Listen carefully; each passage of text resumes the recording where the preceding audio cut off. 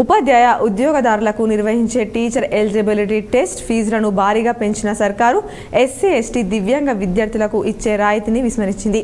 ఆయా వర్గాలకు చెందిన విద్యార్థులపై మోయలేని భారాన్ని మోపడంతో విద్యార్థుల నుంచి నిరసనలు వెల్లువెత్తుతోంది.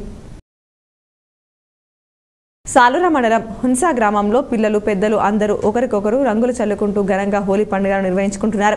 కుస్తీ పోటీలు నిర్వహించుకొని 5 గంటల ప్రాంతంలో పిడిగుద్దులాట నిర్వహించుకుంటున్నట్లు గ్రామస్తులు తెలిపారు.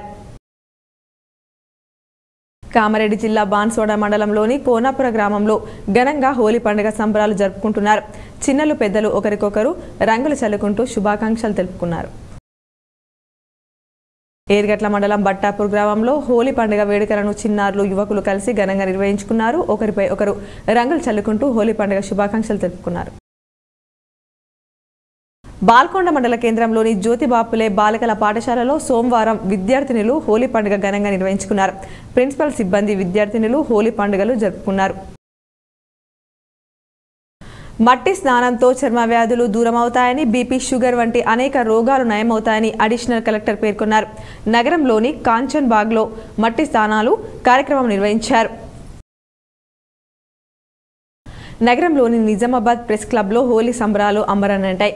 జర్నలిస్టులు సహజ రంగులతో రంగులు చల్లుకుంటూ హోలీ శుభాకాంక్షలు తెలుపుకున్నారు. నందిపేట శ్రీ కేదారేశ్వర ఆశ్రమం నుంచి మంగిరాములు మహారాజ్ ఆధ్వర్యంలో భక్త బృందం చేస్తున్న పాదయాత్ర పండరిపూర్కు చేరి దర్శనానికి వెళ్లే ముందు మహారాజ్ భక్తులకు ప్రవచనాలు చేశారు.